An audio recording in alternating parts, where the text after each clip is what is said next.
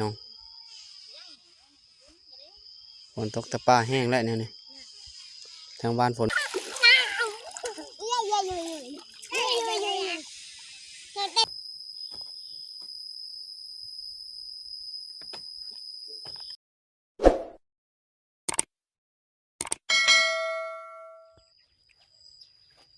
กราบทักทายสบายดีและก็สวัสดี FC ทุกท่านนะที่เข้ามาติดตามและการรับชม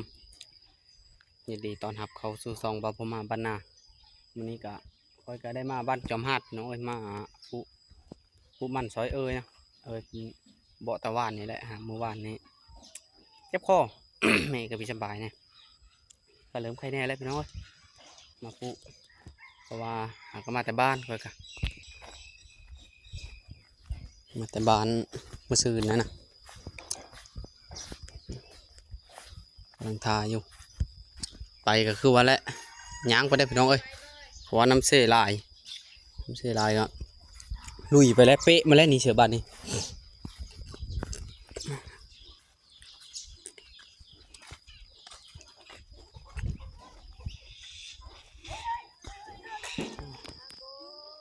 น้ำเสก็เริ่มลายแล้วพี่น้องเอ้ย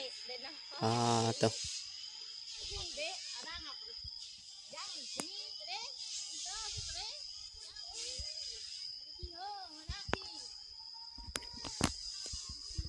น้ำเสเริ่มลายเต็มแล้วได้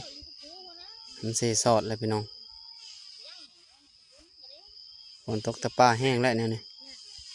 ทางบ้านฝนพี่ตกเลยน้ำกระบักเลิกเขตเก่ามันนะพี่น้องแต่ก่อนเลิกกว่านี้ยังขี้เฮ้อ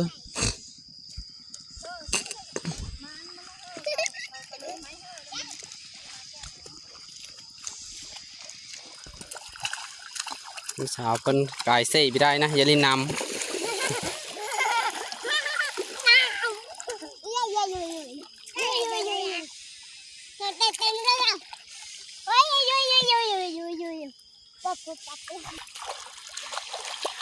ยิ้มดูล่ะเดี๋ยวพี่ชุดยอดด้วยเดี๋ยวบ้านชุดยอดด้วย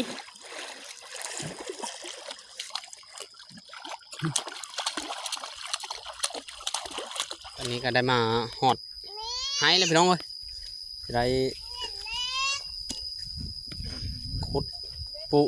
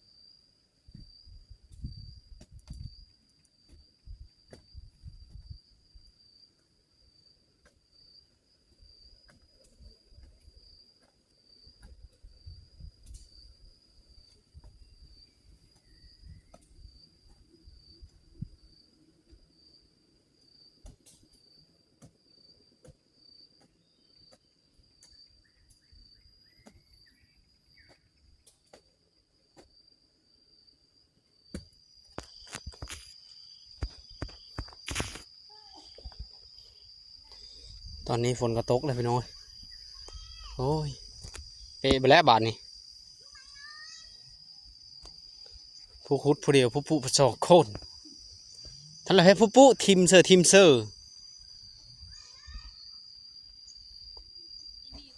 ตกแล้วก็แดดฮ้อนขนาดพี่น้องพี่ลูกพล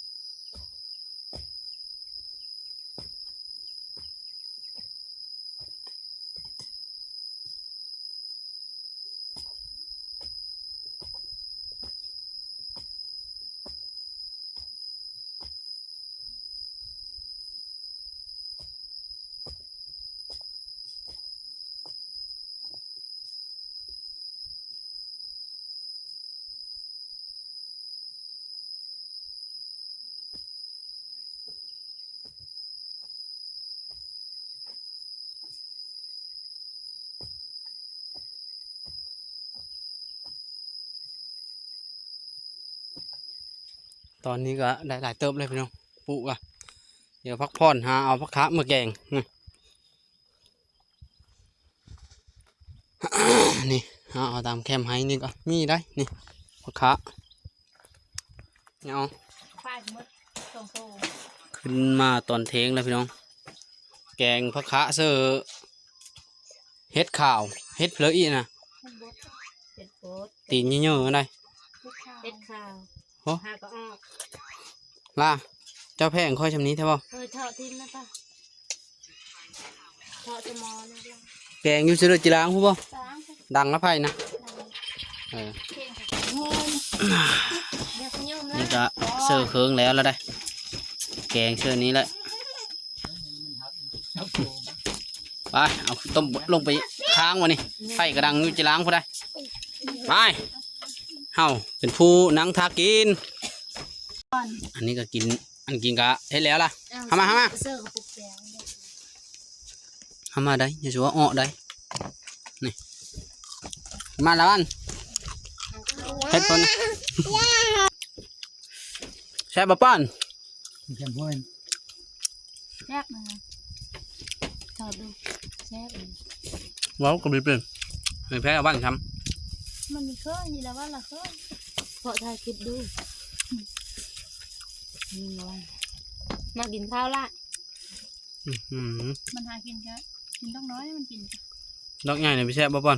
มันกินได้ดอกใหญ่มันยำไม่ได้มันเป็นเพื่ออะไรมันในแหวจะพกมันออกหมดแล้วสองเล่มข้างนึง